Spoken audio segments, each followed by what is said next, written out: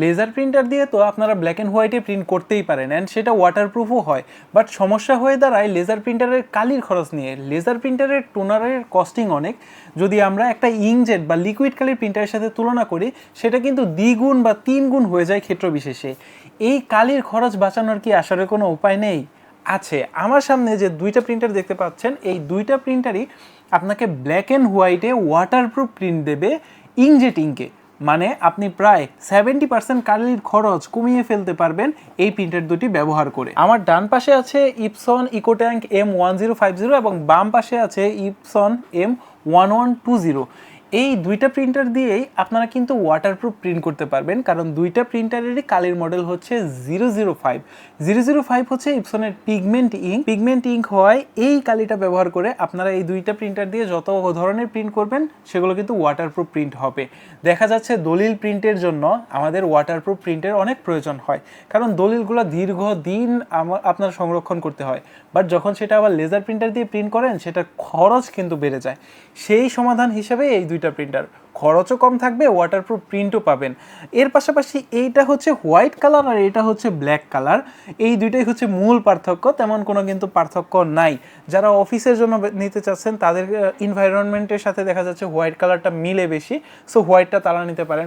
আবার যারা দোকানে নিতে চাচ্ছেন, একটু ডাস্ট বেশি আসে, ময়লা হয়, তারা কিন্তু ব্ল্যাক কালারটা নিতে পারতেছেন। আর কানেক্টিভিটির জন্য দুইটাতেই কিন্তু আপনারা ওয়াইফাই পেয়ে যাচ্ছেন। সো দুইটা প্রিন্টারই আপনি আপনার নেটওয়ার্কের সাথে কানেক্টেড রেখে প্রিন্ট করতে পারবেন মাল্টিপল ডিভাইস থেকে। এবার আসি কালি এবং খরচের ব্যাপারে। কোম্পানি বলছে 005-এর যে কালিটা আছে, এটা দিয়ে আপনি প্রায় 6000 A4 ডকুমেন্ট প্রিন্ট করতে পারবেন, হুইচ ইজ হিউজ ভাই। মানে আপনি যদি ধরেন অরিজিনাল কালির কম্প্যারিজনও যদি করি, অরিজিনাল কালিটা হচ্ছে 1200 টাকা ধরলাম রাফলি, 1200 টাকায় আপনি 6000 প্রিন্ট করতে পারতেছেন। অন্যদিকে আপনি যদি একটা ডুপ্লিকেট টুনার দিয়েও প্রিন্ট করেন, সেক্ষেত্রে হয়তো আমি ধরলাম 1500-র মতো আপনি প্রিন্ট করতে পারবেন। 700 টাকার টুনারে যদি 1500 হয়, সেক্ষেত্রে আপনার কস্টিং হয়তো 50 পয়সার মতো লাগতেছে। কিন্তু এখানে আপনি 1000 টাকার অরিজিনাল কালিতে আপনি প্রায় 6000 প্রিন্ট করতে পারবেন। এটা কিন্তু অনেক বেশি, প্রায় 3-4 গুণ আপনি প্রিন্ট করতে পারতেছেন। আর কালির প্রসঙ্গ যখন আসে, তখন কিন্তু স্প্ল্যাশ জেটের কথা না বললেই নয়। স্প্ল্যাশ জেট আপনারা ব্যবহার করতে পারেন, তাহলে আপনাদের প্রিন্টিং কস্ট আরও 50% কমে আসবে। দ্যাট মিনস আপনারা প্রায় 6 গুণ আপনি কালির খরচ কমিয়ে আনতে পারবেন লেজারের সাথে যদি তুলনা করি স্প্ল্যাশ জেট কালি ব্যবহার করলে। আর এটা কিন্তু আপনার প্রিন্টারের হেড ফ্রেন্ডলি, এটার আপনার কোয়ালিটিও ভালো। সো এই কালিটা নিয়ে আপনার কোনো টেনশন করতে হবে না যে এটা আমি থার্ড পার্টি কালি চালাবো, এটার আমার পারফরমেন্স কেমন হবে, লং লাস্টিং কেমন হবে, এটা নিয়ে কোনো টেনশনই আপনার করতে হবে না। আর স্প্ল্যাশ জেট কালি কেনার আগে অবশ্যই ভেরিফাইড স্টিকার দেখে কিনবেন, না হলে কিন্তু প্রতারিত হওয়ার সুযোগ আছে। ভিডিওর আমরা একদম শেষ পর্যায়ে চলে এসেছি। যদি এক কথায় বলতে বলেন যে এই দুইটা প্রিন্টার কাদের জন্য, তবে আমরা বলবো যারা ব্ল্যাক অ্যান্ড হোয়াইটে লেজারের বিকল্প কোনো প্রিন্টার খুঁজছেন যেটা ওয়াটারপ্রুফ প্রিন্ট দেবে অনেক অনেক অনেক কম খরচে, তাদের জন্যই এই দুইটা প্রিন্টারের একটা।